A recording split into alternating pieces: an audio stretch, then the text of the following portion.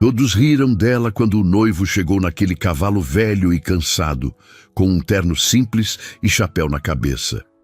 Valdir se levantou da mureta e disse em voz alta para a festa inteira ouvir: "Nunca vi noiva saindo em cavalo velho assim, nem nos filmes."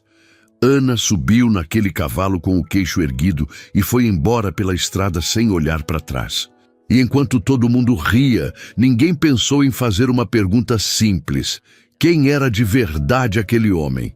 Se você quer saber o que aconteceu quando descobriram a resposta, curte esse vídeo agora, porque o final vai te deixar de queixo caído. A fazenda dos Pereira vivia num fio. Ana tinha 28 anos e carregava tudo nas costas desde que o pai adoeceu. O gado tinha diminuído pela metade em 2 anos. A seca destruíra o plantio no inverno anterior. O irmão mais novo gastava o pouco que restava em dívidas na cidade. Ana acordava antes do sol e dormia quando conseguia. E mesmo assim, a conta não fechava. Foi nessa rotina pesada que ela foi à feira da cidade resolver um problema com um fornecedor. O homem havia recebido o adiantamento por um lote de sementes que nunca chegou. Quando Ana foi cobrar, ele virou as costas. Disse que não tinha nada a ver com atraso de entrega, que ela precisava falar com o distribuidor, que o dinheiro já tinha sido repassado. Ana conhecia aquele jogo. Conhecia bem, mas não tinha tempo nem energia para bancar uma discussão de hora na calçada. Foi quando o homem apareceu. Ele estava do outro lado da rua, esperando o ferreiro. Camisa desbotada, chapéu de palha com a aba amassada, botas com a sola descascando. Atravessou a rua devagar, sem pressa, e ficou parado ao lado dela. Não disse uma palavra, não gesticulou. Apenas ficou ali, de lado, olhando para o fornecedor com uma calma que não combinava com a situação. O fornecedor olhou para ele uma vez. Depois olhou de novo e devolveu o dinheiro sem mais discussão, dobrou o recibo na mão de Ana e foi embora rápido. O homem virou e foi embora também, sem explicar nada. Ana ficou parada na calçada com o dinheiro na mão e uma pergunta que não saía da cabeça: quem era aquele homem? O nome dela ficou sabendo 3 dias depois, quando ele apareceu na estrada da fazenda com o cavalo velho de trote pesado e parou na porteira. Tirou o chapéu, secou a testa com o pulso e perguntou com tranquilidade se o seu Eronildo estava em casa. Ana disse que estava. Ele disse que chamava Tiago Melo e que queria conversar. Só isso. Nos dias seguintes, Tiago foi aparecendo. Quando o caminhão da fazenda furou o pneu na estrada de barro, ele estava lá. Quando a cerca da pastagem cedeu numa tempestade de quinta-feira à tarde, ele apareceu com ferramenta antes de ela precisar pedir. Nunca ficou além do necessário, nunca cobrou nada, nunca pediu explicação. Ana começou a esperar por ele sem perceber que estava esperando. A família percebeu antes dela, mas percebeu pelo lado errado. Valdir era cunhado de Eronildo, casado com a irmã do pai. Fazendeiro médio que se comportava como grande, daquele tipo que só existe em cima de quem está embaixo. Quando Tiago apareceu pela primeira vez no almoço de domingo, Valdir esperou ele sentar para começar. Disse em voz alta para a mesa inteira que havia perguntado na cidade quanto valia um cavalo daquele porte e daquela idade. Fez uma pausa. Disse o valor. Alguém riu. Depois mais alguém. A mãe de Ana, Norma, cobriu a boca com o guardanapo, mas não conteve. Um primo que estava de visita se virou para Ana com um sorriso largo e disse: "Vai viver de cavalo agora, Ana?" A mesa inteira ouviu. Ana sentiu o rosto queimar e fixou o olhar no prato. Tiago continuou comendo como se o barulho ao redor não existisse. Não respondeu. Não mudou a expressão. Passou o pão, agradeceu a comida e foi embora na hora certa com o chapéu na mão. Isso irritou Valdir mais do que qualquer resposta teria irritado. Nas semanas seguintes, os comentários foram aumentando. Valdir fazia questão de cruzar com Ana na cidade e perguntar em voz alta se o namorado havia trocado o cavalo por alguma coisa melhor. A mãe dizia em casa que entendia a solidão da filha, mas que ela merecia alguém com futuro. O irmão Renato, que nunca tinha opinião sobre nada, de repente tinha uma opinião formada sobre Tiago, que era suspeito um homem tão calado, que homem sem conversa escondia coisa.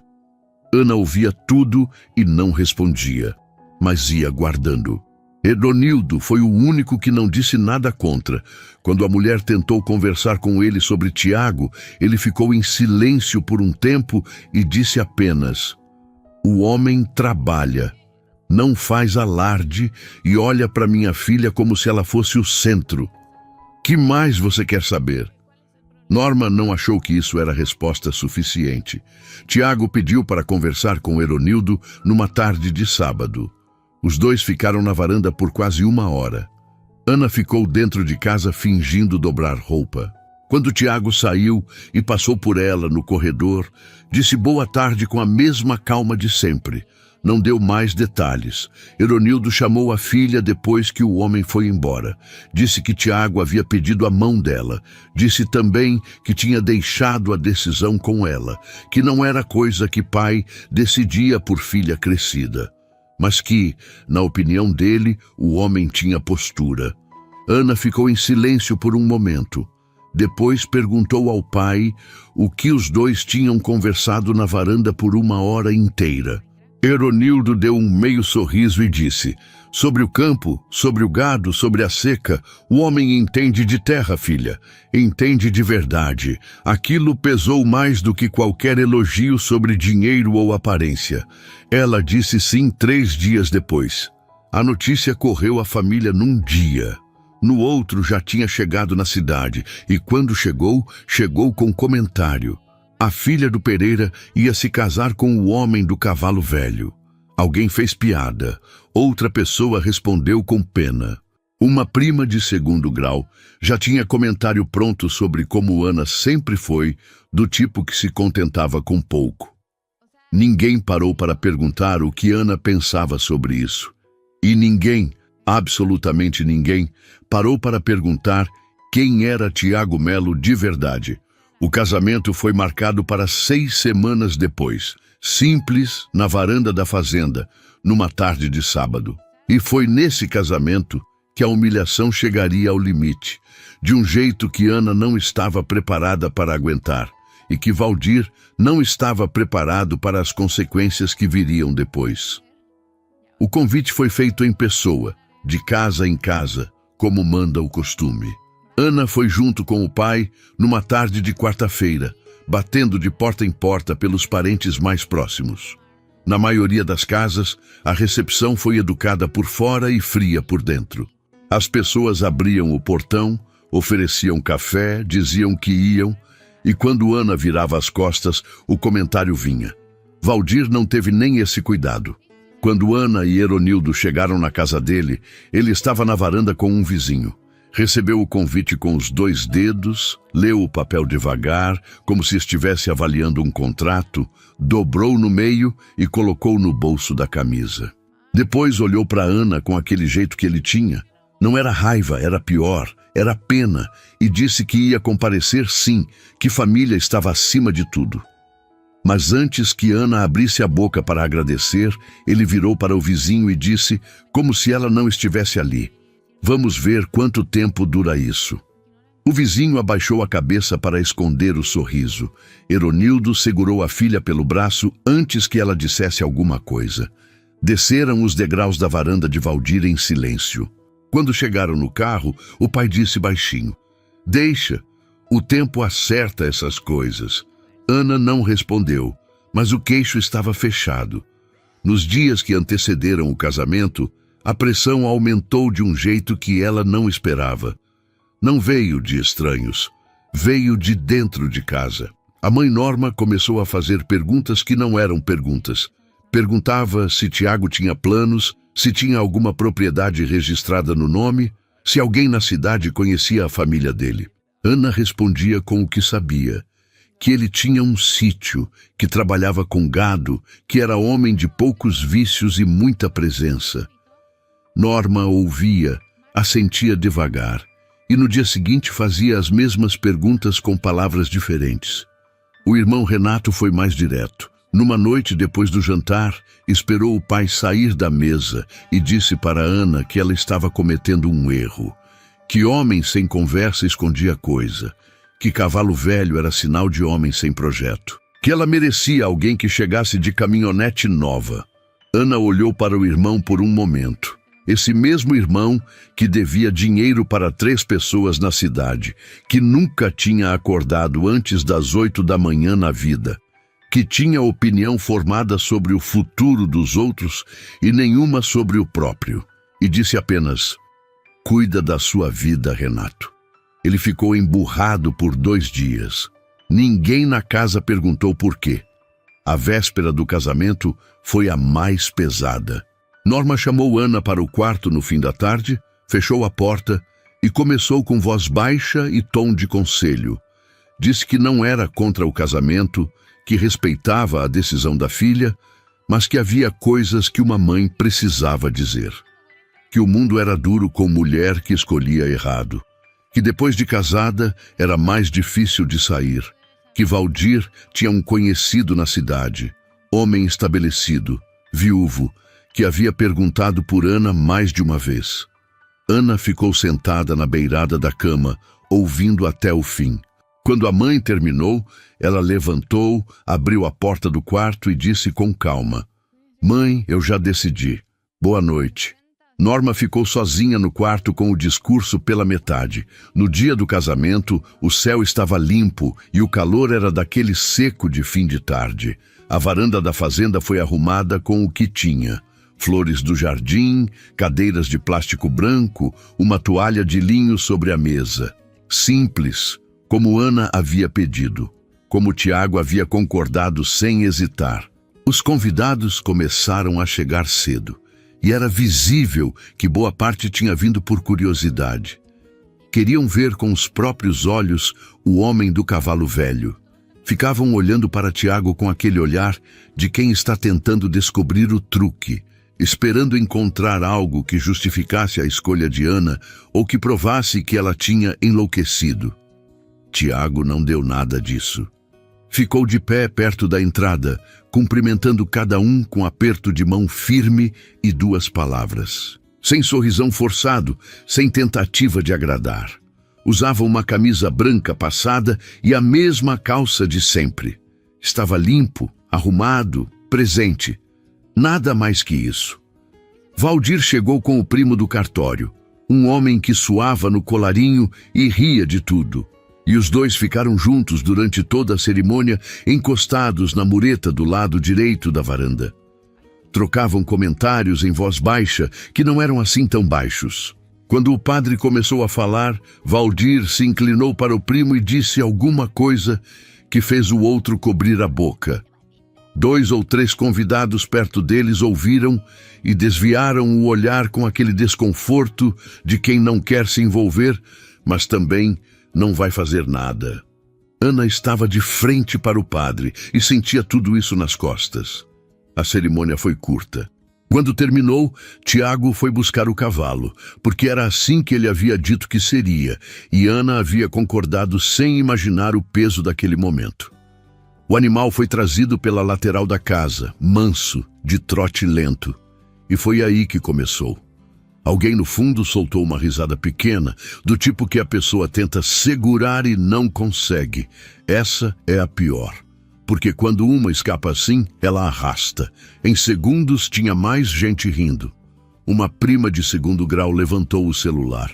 Valdir se endireitou na mureta, olhou para a festa com um sorriso satisfeito e disse em voz alta, para ninguém em específico e para todo mundo ao mesmo tempo: "Nunca vi noiva subir em cavalo velho assim, nem nos filmes." O riso cresceu.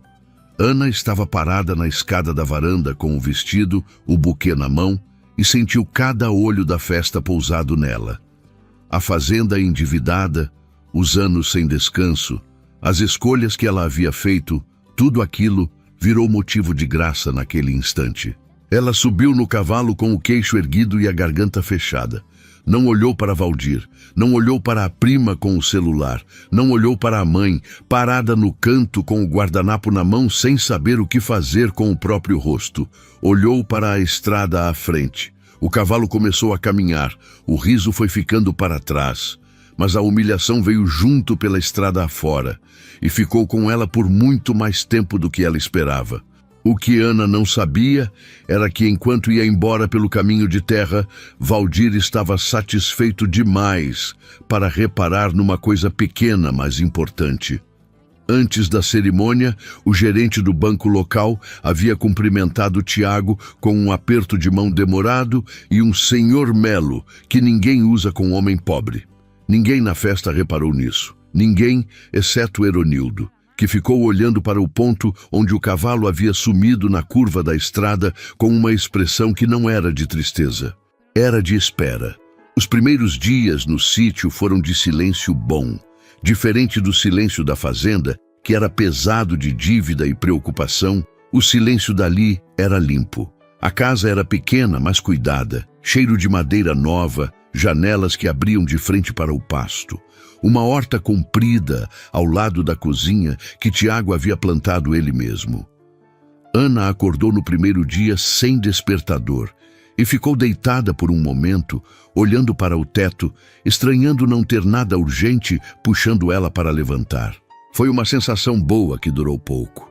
Tiago saía cedo e voltava no fim da tarde. Atendia telefonemas do lado de fora, sempre de costas para a casa, com a voz baixa e o chapéu na mão. Havia um caderno de capa preta sobre a mesa da sala que ela nunca viu aberto. Havia uma caixa de metal no fundo do guarda-roupa, trancada com cadeado, com documentos dentro.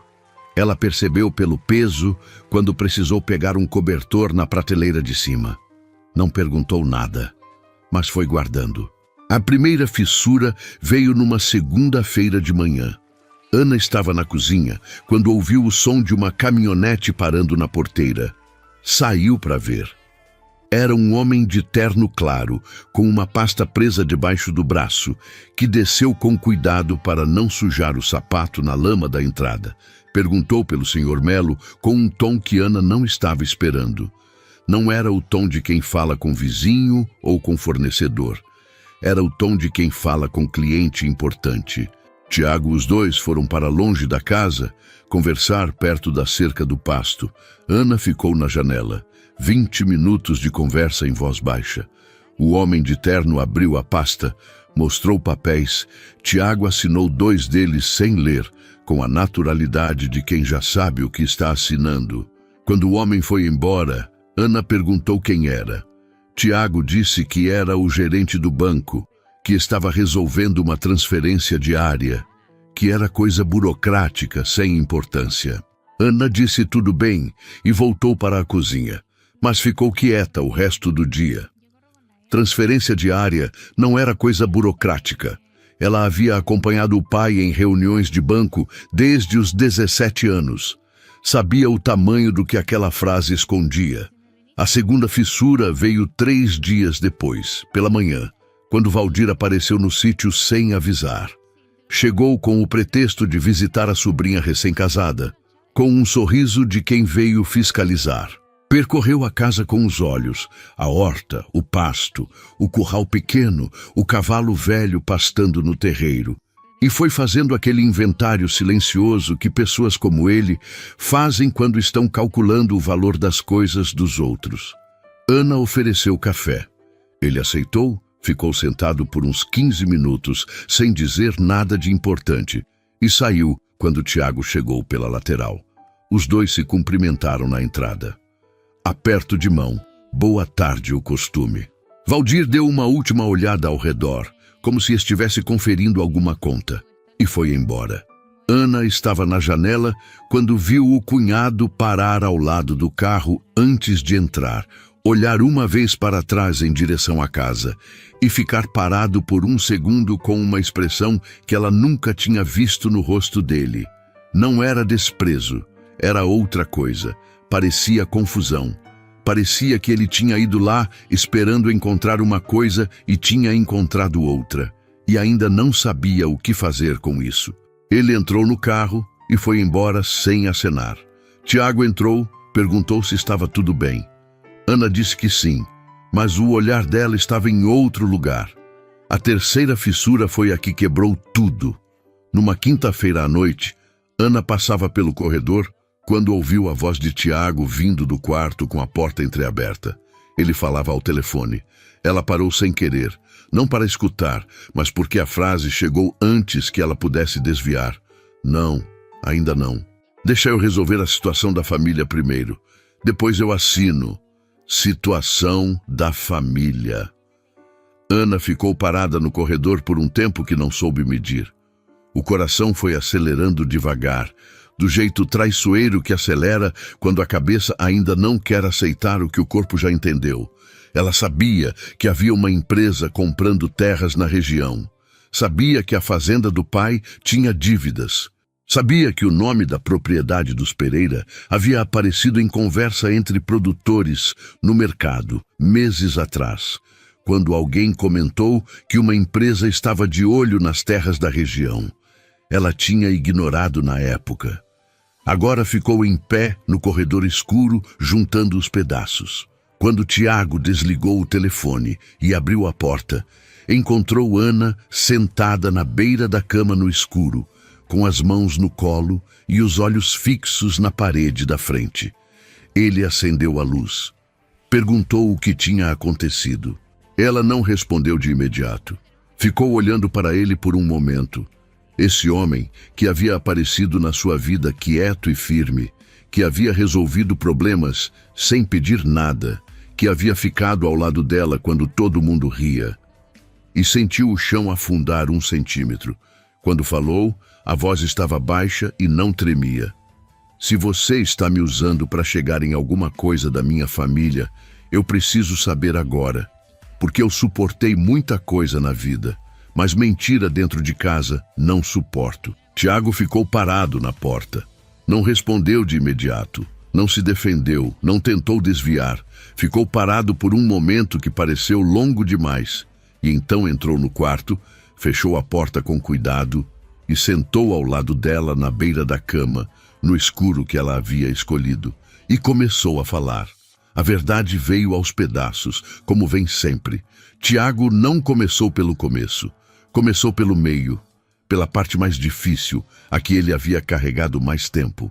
Disse que era sócio principal de um grupo agrícola, que nos últimos 4 anos esse grupo havia comprado mais de 8.000 hectares naquela região, que o sítio onde moravam era uma das menores propriedades dele, uma das primeiras, guardada por escolha, não por necessidade. Ana ouviu sem se mover. Ele continuou. Disse que a fazenda dos Pereira havia estado numa lista de aquisições. Terras com dívida, localização estratégica, acesso a 2 córregos. O tipo de propriedade que o grupo buscava. Disse que havia retirado aquela fazenda da lista 6 meses antes de aparecer na feira. Antes de conhecer Ana. Antes de saber que ela existia. Por quê? Ela perguntou. Ele demorou 1 segundo. Porque eu olhei o relatório da propriedade e vi que tinha uma filha tocando tudo sozinha com o pai doente e decidi que aquela não ia entrar. Ana ficou em silêncio. Lá fora o vento mexia nas folhas da horta. O cavalo bufou uma vez no terreiro. Ela perguntou então o que ela precisava saber e ao mesmo tempo tinha medo de perguntar. Você sabia que eu existia antes de me conhecer na feira? Tiago disse a verdade sem desviar. Sabia o nome da fazenda, não sabia o seu nome. Aquilo ficou suspenso no ar por um momento. Ana levantou, foi até a janela, ficou de costas para ele olhando para o escuro do pasto. A cabeça estava cheia de coisas que brigavam entre si. Havia alívio. Ele não havia armado a situação da feira, não havia planejado cada aparição. Mas havia também uma dor diferente, mais funda, que ela levou um tempo para conseguir nomear. Era a possibilidade de que ela nunca fosse saber com certeza onde terminava a coincidência e onde começava o cálculo. Que aquela dúvida fosse morar com ela para sempre, num cantinho pequeno, mas permanente. Quando virou para ele, disse: "O telefone, a conversa que eu ouvi. O que você ia assinar?" Tiago explicou. Havia um contrato de expansão com um produtor no município vizinho. Uma área grande, negociada há meses. A frase que ela havia ouvido, resolver a situação da família primeiro, significava que ele queria regularizar as dívidas da fazenda dos Pereira antes de fechar qualquer novo negócio, para que ninguém pudesse dizer depois que ele havia se beneficiado do endividamento do sogro. "Eu não ia comprar a fazenda do seu pai", ele disse. "Eu ia quitar o que ela deve." Ana ficou olhando para ele por um tempo longo. "Por quê?" "Porque é certo fazer isso. Isso não é resposta suficiente." Tiago ficou quieto por um momento. Depois disse: "Porque você carregou aquilo sozinha por anos. E ninguém que carrega coisa pesada sozinha por tanto tempo merece sair sem ter o chão firme embaixo dos pés." Ana não respondeu. Voltou para a beira da cama, sentou, ficou com as mãos no colo. Tiago ficou do lado dele, sem se aproximar, sem forçar nada. Esperou. Foi ela quem falou primeiro, depois de um silêncio longo. "Eu preciso de tempo para entender tudo isso." "Eu sei", ele disse, "e eu preciso que você não esconda mais nada." Tudo bem. Naquela noite, eles dormiram no mesmo quarto, cada um com seus pensamentos, sem resolver tudo. Porque algumas coisas não se resolvem numa noite só. Mas o silêncio daquela madrugada era diferente do silêncio de antes. Antes era incerteza. Agora era peso real, com nome e endereço. E peso com nome, pelo menos, a gente sabe como carregar. Na manhã seguinte, Ana acordou cedo, foi para a varanda e ficou olhando para o campo com o café na mão. Tiago saiu pouco depois, sentou ao lado dela sem dizer nada. O cavalo pastava devagar no sol do terreiro. Eles ficaram assim por um tempo, lado a lado, em silêncio. E foi o primeiro silêncio entre os dois que não tinha nada escondido dentro. Mas o mundo lá fora não esperou eles terminarem de respirar. 2 dias depois, Norma ligou. Havia ouvido alguma coisa, não estava claro de quem, não estava claro o quê, mas era evidente que o recado havia chegado pela metade e do jeito errado. Perguntou para Ana, com a voz tensa, se era verdade que o marido dela era dono de terra. Ana disse que sim. Houve uma pausa longa do outro lado da linha. Depois Norma disse, com um tom que misturava surpresa e uma coisa que Ana reconheceu como vergonha disfarçada de orgulho. "Mas por que ele não disse logo?" Ana não respondeu à pergunta. Disse que ia visitar o pai no fim de semana e desligou. Foi Renato quem ligou na sequência meia hora depois. A conversa foi curta. Ele disse que havia escutado que Tiago tinha negócios grandes na região. Perguntou se era verdade. Ana confirmou. Houve uma pausa. Depois Renato disse, com aquela leveza de quem está tentando fazer uma virada de chave parecer natural: "Ah, que bom então. A gente precisava se ver mais, né, Ana?" Ana desligou sem responder. O que viria da família ela já sabia. Conhecia aquelas pessoas desde que tinha nascido. O que ela não sabia ainda era o tamanho do que Valdir ia fazer quando descobrisse. E o tamanho do erro que ele estava prestes a cometer, sem saber que já era tarde demais. Valdir descobriu numa sexta-feira. Não foi Ana quem contou, nem Tiago. Foi o próprio Valdir que foi atrás, do jeito que ele sempre fazia as coisas, pela lateral, farejando onde havia vantagem. Tinha um conhecido no cartório da cidade que, vez ou outra, passava informação sobre transferências de terra na região. Foi esse homem quem ligou numa sexta cedo com o tom de quem está entregando um presente. Valdir, o marido da sua sobrinha. Esse Tiago Melo. Você sabe quem ele é? Valdir disse que sabia. Homem de sítio pequeno, cavalo velho, aquela história toda. O homem do cartório deu uma pausa e disse: Não, você não sabe não. O que Valdir ouviu naquele telefonema foi suficiente para ele ficar sentado na cadeira da cozinha por 20 minutos, sem se levantar. A mulher perguntou 2 vezes o que tinha acontecido. Ele não respondeu. Ficou ali calculando. E quem conhecia Valdir sabia que quando ele ficava quieto desse jeito, não era por falta de palavra. Era por excesso de plano. Apareceu no sítio no sábado de manhã. Desta vez com aviso. Ligou antes, disse que queria conversar com Tiago sobre um assunto de negócio, que tinha uma proposta interessante. Tiago disse que podia passar. Ana estava na horta quando o carro de Valdir entrou pela porteira. Ela o viu descer, diferente da última vez, sem aquele olhar de inventário. Desta vez, ele estava sorrindo. Um sorriso que ela conhecia bem. O mesmo que ele usava quando achava que estava na frente de todo mundo. Tiago recebeu ele na varanda. Ofereceu café. Os dois sentaram. Ana ficou na horta, mas não capinou mais nada. A conversa durou 40 minutos. Ela não ouviu o conteúdo, mas ouviu o tom. E o tom de Valdir era de homem que chegou para fazer favor, não para pedir. Ele falava mais. Tiago respondia pouco. Em algum momento, Valdir riu de alguma coisa que ele mesmo havia dito. Tiago não riu junto. Quando Valdir foi embora, passou pela horta e disse para Ana, com aquele sorriso ainda no rosto: Seu marido é um homem de visão. A gente vai fazer coisa boa juntos. Ana não respondeu. Quando entrou na varanda, Tiago estava de pé encostado na parede com o café na mão, olhando para o caminho de terra por onde o carro de Valdir havia sumido. Ela perguntou o que ele havia proposto. Tiago contou. Uma sociedade numa área de pastagem que Valdir queria expandir, com o investimento do grupo de Tiago e administração de Valdir. 50% para cada lado. Ana perguntou o que ele havia respondido. Que ia pensar. Tiago disse. Ela olhou para ele. Vai pensar mesmo? Ele virou para ela com uma calma que já não a surpreendia mais.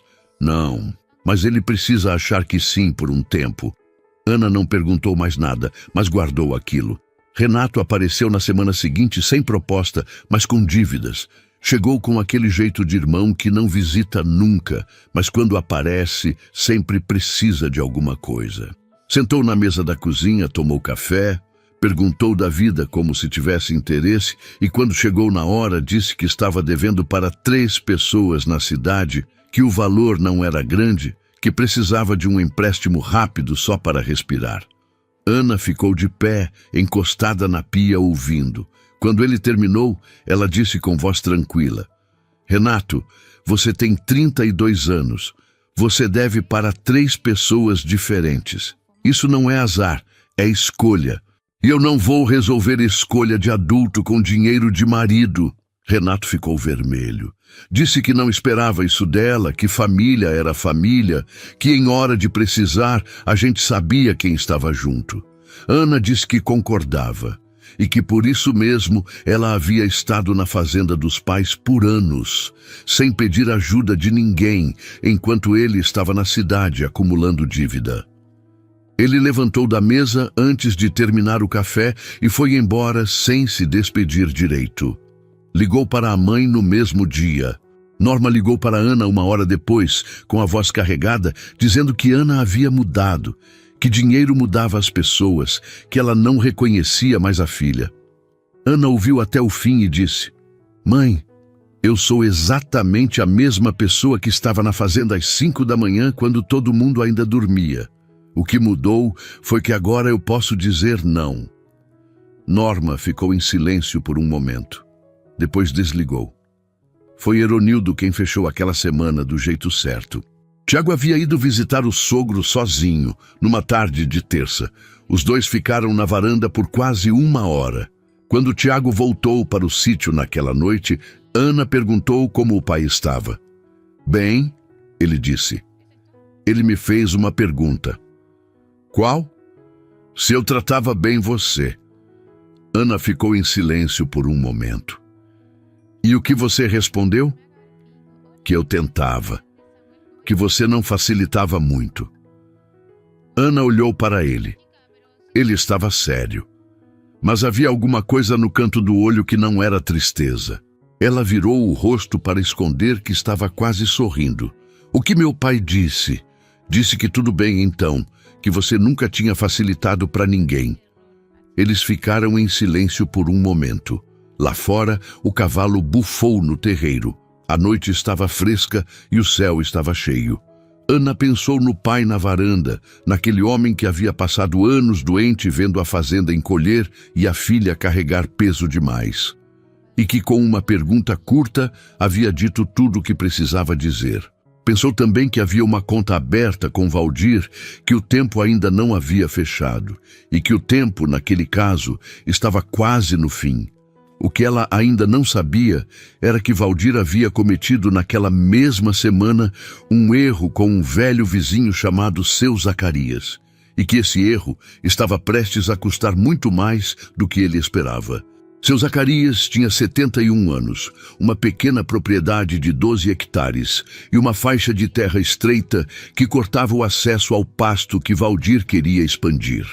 Sem aquela faixa, a expansão não fechava. Com ela, o projeto dobrava de valor.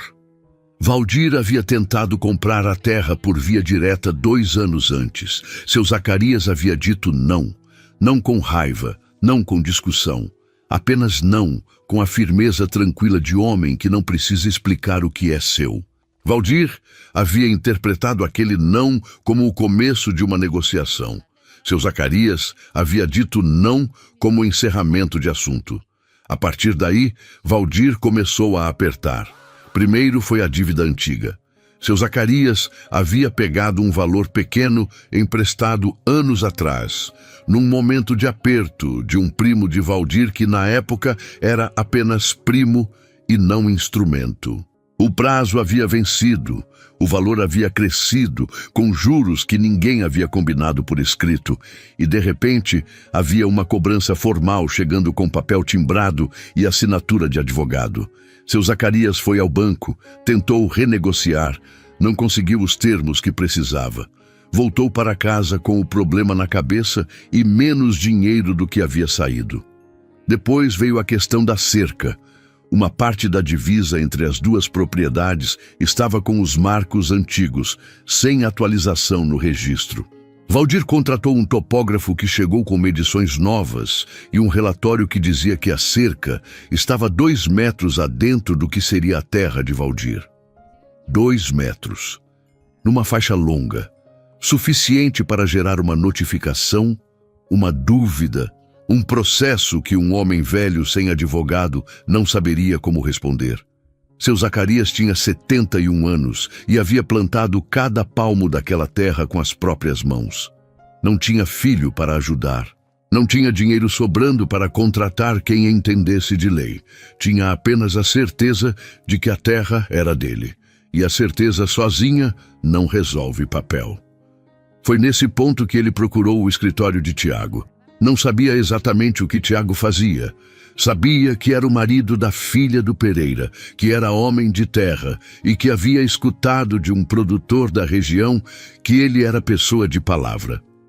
Chegou de chapéu na mão, sem hora marcada, numa manhã de segunda-feira. A secretária foi perguntar se Tiago recebia. Tiago mandou entrar. Seu Zacarias contou tudo em ordem, sem enfeitar. A dívida, o topógrafo, a notificação, o nome de Valdir em cada parte da história. Tiago ouviu do começo ao fim sem interromper. Quando o velho terminou, ficou em silêncio por um momento. Depois pediu para ver os documentos. O que Tiago encontrou naqueles papéis foi o que ele já esperava encontrar. A dívida tinha juros que não tinham sido combinados. O relatório do topógrafo tinha inconsistências nos pontos de referência. E a notificação havia sido enviada para o endereço errado, o que tornava o prazo legal inválido. Era o tipo de pressão que funciona contra quem não sabe se defender. Contra quem sabe, desmorona rápido. Tiago quitou a dívida do velho naquela semana, em silêncio, sem alarde. Contratou um topógrafo próprio que refez o levantamento com os marcos originais do registro. E os marcos originais davam razão a seu Zacarias em cada centímetro. Depois, através de um instrumento jurídico simples, registrou a faixa de terra em nome de uma cooperativa local de pequenos produtores. Não em nome do grupo dele, não em nome de seu Zacarias apenas, mas de uma cooperativa, o que tornava qualquer tentativa de aquisição forçada muito mais complicada e muito mais visível. Fez tudo isso sem dizer uma palavra para Ana, sem dizer uma palavra para Valdir, sem dizer uma palavra para ninguém, exceto o advogado e o cartório. Valdir só soube quando foi dar o passo final. Tinha marcado uma reunião com o advogado numa quinta-feira para fechar a estratégia de pressão sobre seu Zacarias, o passo que, na cabeça dele, tornaria a venda inevitável. Quando o advogado abriu os documentos e começou a revisar a situação, encontrou o registro novo da cooperativa. Ficou em silêncio por um momento, virou os papéis, conferiu de novo. Depois disse para Valdir, com o cuidado de quem está entregando notícia ruim: a faixa mudou de mãos. Cooperativa registrada. Qualquer ação agora vira processo público contra uma coletividade de produtores. Isso não vai funcionar. Valdir perguntou quem havia feito aquilo. O advogado não sabia. Mas o cartorário, quando Valdir foi lá pessoalmente perguntar, disse o nome sem malícia nenhuma. Foi o escritório do senhor Tiago Melo. Valdir saiu do cartório sem responder. Entrou no carro, ficou parado por um tempo com as mãos no volante. Lá fora, a rua da cidade seguia o ritmo de sempre. Gente entrando e saindo do mercado, um trator passando devagar, crianças na calçada da escola. Nada havia mudado, mas alguma coisa havia fechado, de um jeito que ele estava começando a entender que não tinha volta. Naquela noite, Tiago contou para Ana o que havia feito. Ela ouviu em silêncio. Quando ele terminou, ficou olhando para a mesa por um momento. Você podia ter me contado antes, ela disse. Podia, ele concordou. Mas você ia querer resolver junto. E esse era um problema que eu precisava resolver sozinho. Ana ficou em silêncio por um tempo.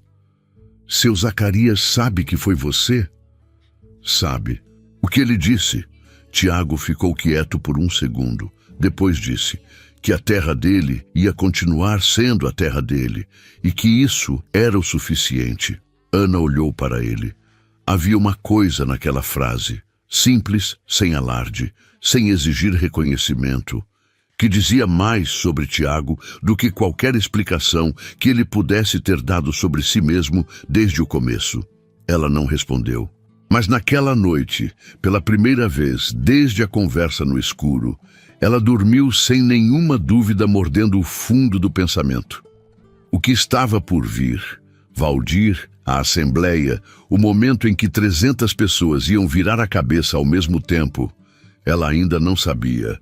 Mas o chão debaixo dos pés estava firme de um jeito que fazia muito tempo não estava. A Assembleia de Produtores Rurais havia sido convocada pelo sindicato para uma prestação de contas de um programa de crédito que nos últimos 5 anos havia salvado dezenas de pequenas fazendas na região.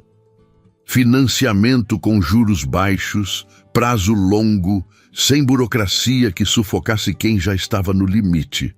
Muita gente devia àquele programa, literalmente. Propriedades que hoje produziam haviam estado 5 anos atrás a um mau inverno de fechar as porteiras para sempre. O que ninguém sabia era quem havia financiado o programa. O nome do investidor nunca havia sido divulgado, por escolha. Havia uma cláusula expressa no contrato original pedindo discrição, e o sindicato havia cumprido sem questionar. Durante 5 anos, os produtores haviam recebido o crédito, pago dentro do prazo, reconstruído o que precisavam reconstruir e agradecido a um nome que não sabiam. A assembleia foi marcada num galpão grande no centro da cidade, um sábado pela manhã. 300 lugares. Chegou gente de fora do município também. Produtores que haviam sido beneficiados, representantes de cooperativas, lideranças do campo que queriam estar presentes quando o programa fosse oficialmente encerrado e seus resultados apresentados. Valdir chegou cedo. Havia acordado naquela manhã com aquele ânimo de homem que ainda acha que está no controle. A situação com seu Zacarias havia travado, sim, mas Valdir já estava pensando em outro caminho, outro ângulo, outra pressão. A proposta de sociedade com Tiago ainda estava em aberto, pelo menos na cabeça dele. E havia a assembleia, que era a chance de aparecer, de ser visto, de circular entre os produtores com o terno passado e o aperto de mão firme. Chegou cedo para pegar lugar na segunda fileira. Queria ser visto, mas não queria parecer que estava se esforçando para ser visto. Segunda fileira era o equilíbrio certo. Ana e Tiago chegaram juntos, sem pressa, perto do horário. Entraram pela lateral. Tiago cumprimentou 2 ou 3 produtores pelo caminho com aperto de mão breve. Ana ficou ao lado dele. Depois foi para a parede do fundo, onde havia espaço e de onde se via tudo. Não era o tipo de evento que ela frequentava, mas Tiago havia pedido que ela fosse, sem explicar o motivo. Ela havia dito que sim. O presidente do sindicato abriu a assembleia com os números do programa. 5 anos. 47 propriedades beneficiadas.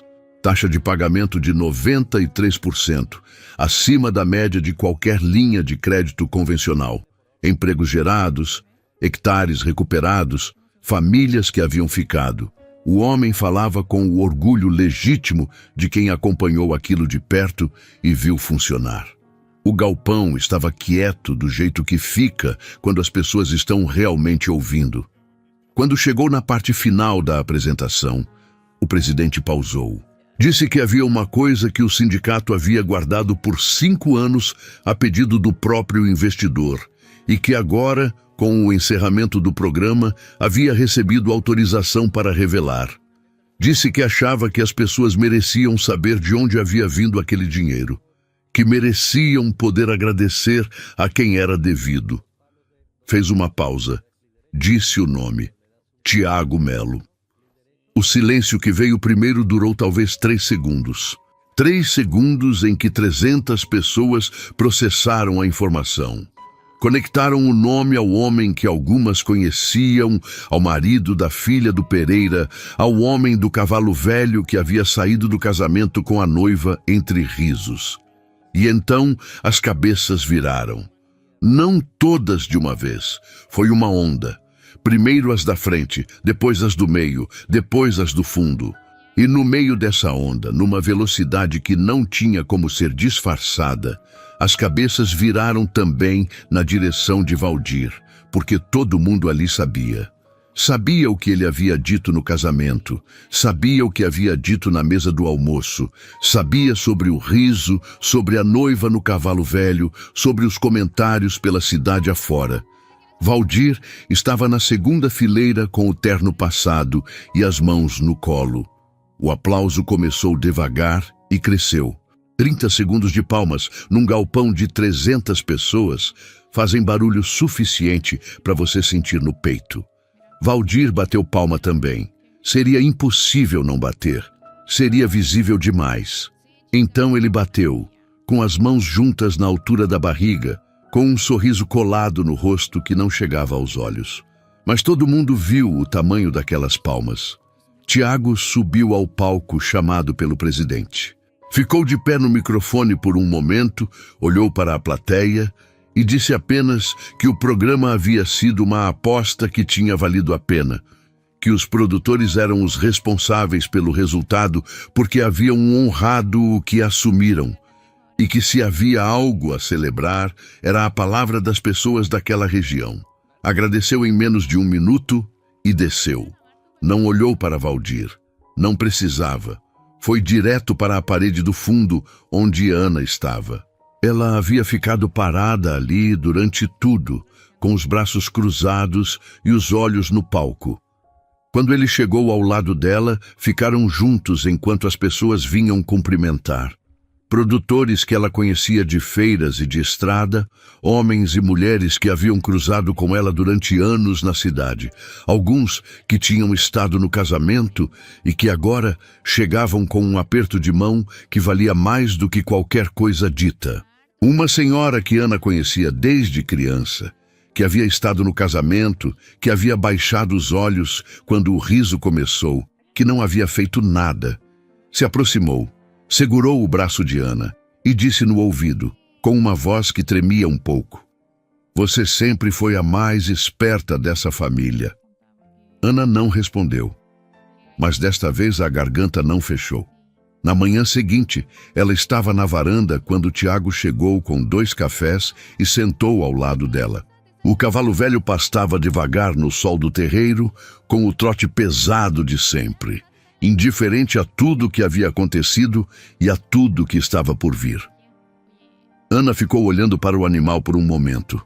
Depois perguntou, com uma curiosidade que havia carregado desde o começo: "Por que você ainda guarda esse cavalo? Com tudo que você tem, com tudo que mudou, por que ele ainda está aqui?" Tiago segurou o café com as 2 mãos, olhou para o animal no terreiro e demorou para responder. Quando respondeu, disse apenas: "Porque ele foi o primeiro que não ligou para o que eu tinha."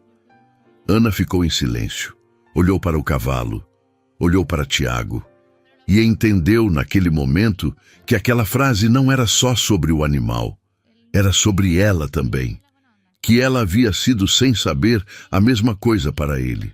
A primeira pessoa que havia ficado ao lado daquele homem sem precisar saber primeiro o tamanho do que ele carregava. O café esfriou um pouco. O cavalo continuou pastando. A manhã seguiu no ritmo lento das coisas que não precisam provar nada para ninguém.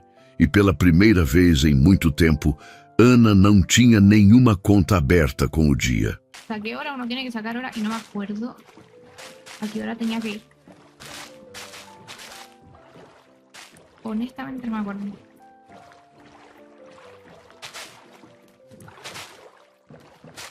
Eso no lo cumplí. Pero a qué costo. Ya me quería ir. Como si es que soy otro. Afuera se ve bien y adentro roto. Tiro un fuego, un video. No lo niego, pero no han visto ni lo feo. Yo trato de matarlo, pero estos ojos de vampiro que en el pecho ya me dan. Ya no siento nada. No quiero volver a la U. Tengo clase el martes. Tengo clase como una vez a la semana. Y aún así no quiero ir, chiquillo, qué horror. Voy a meterme aquí todos los días a jugar Minecraft. Odio a los humanos. No me convences. No, pero son los ramos que me sobraron. Entonces los tengo que dar ahí. Ahora sobre el foro.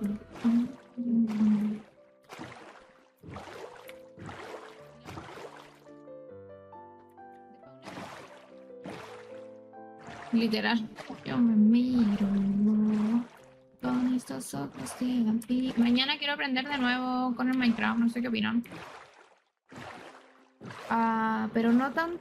Capaz prendo igual de no igual de temprano, pero sí temprano porque tengo clase el martes. Entonces yo generalmente no aprendía los lunes para ir temprano a clase los martes. Pero si apago temprano, puedo ir a clases tranquilas. Si no, como tengo 2 clases, no me mandan tarea para la casa, por así decirlo. Entonces igual podría aprender como tipo 6, ¿les tinca? Como de 6 a 9, 8, por ahí. Para después poder ir a acostarme. Me convertí en un monstruo, consigo lo que quiero. Pero qué cosa, ya no siento nada. ¿Cómo domestico a esos monos. Yo sé que se pueden domesticar. Uy, es la mea casa. Yo creo que le voy a estorbar. Debería moverme nomás. Tiene la mea casa ahí. Un caballo marino.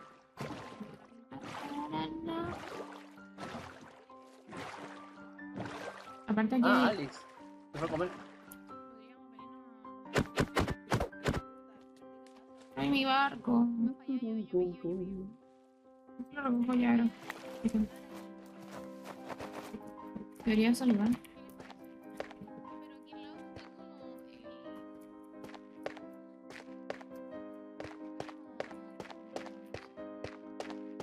Me dio vergüenza.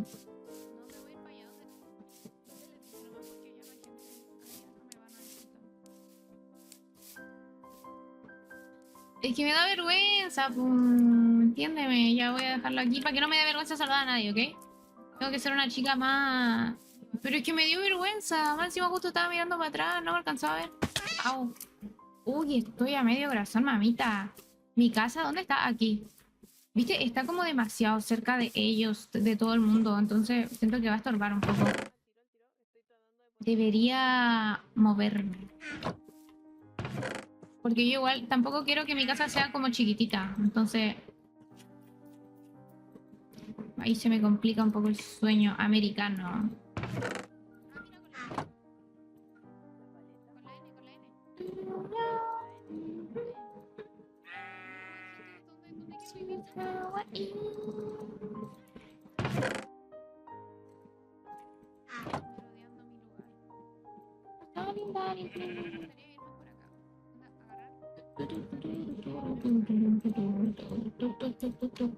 ¡Ah, por fin una mochila! ¡Qué horror! No, chiquillos, nosotros estamos sobrados de comida. Lo único que nos falta es... Oye, pero esta mochila va colchanesca, por no decir de otra manera. ¿Cómo la mejoro?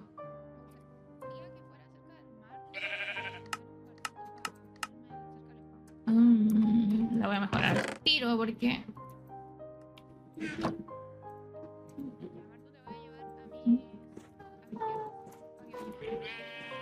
Así como...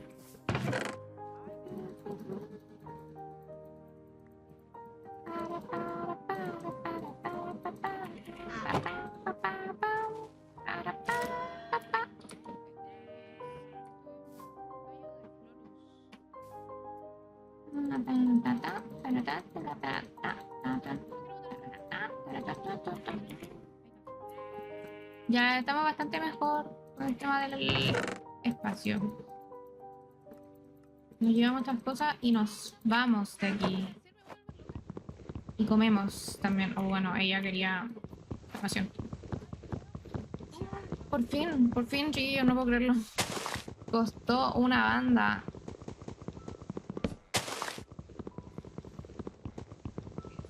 Oh. Ya no vamos a hacer mala onda, fue un regalo. Ay, eso creció. Al final del día fue un regalo. Otra vez para la mochila, déjame. Déjame. No, no, acabo de aparecer. No, no quiero, ya almorcé, no. Bueno. Ya miren, entonces una cafetería mística por aquí estaría exótica. ¿Qué opinan?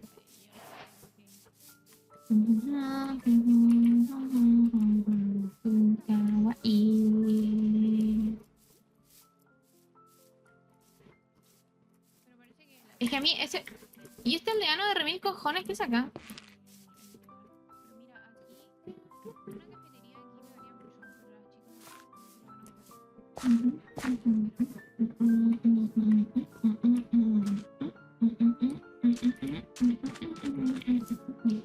No sé. Estoy analizando ambiente, viendo, porque igual me gustaría como tener mis cultivos y cosas así, entonces no quiero que sea como tan cerca de la casa de otras personas.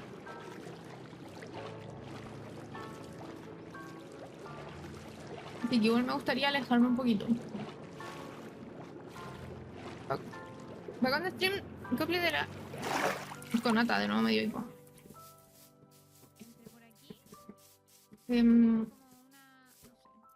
Para el especial.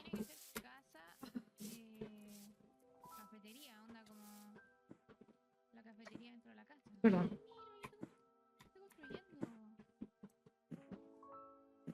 Yo creo que está bien aquí.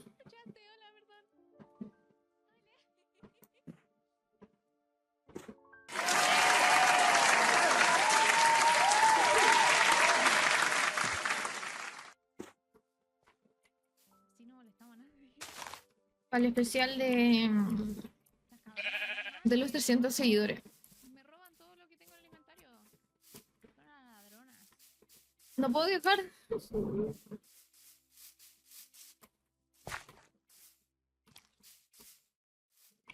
Porque miren, aquí no me gusta mucho porque aquí se pierde todo el color. Entonces me gustaría quedarme un poquito. Mira, aquí está la media cueva. Entonces podríamos ponernos. Es que a mí honestamente me gusta por acá. Igual me gusta. Aquí, mamita, hola. Visualícenlo. Pero esto debe estar más explorado. Entonces, Ay, hola.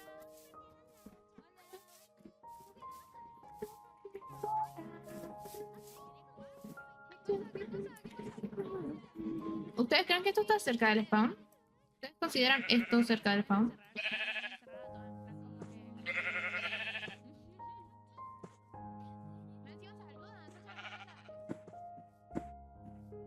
Yo creo que está bien. ¿O no? No, papá, escuché una voz. Y hola. No puedo con el hijo. Aquí. Buenas. Yo, hola, vengo. ¿No te muevas? Ok. Bueno. A ver. Nah, increíble. La voy a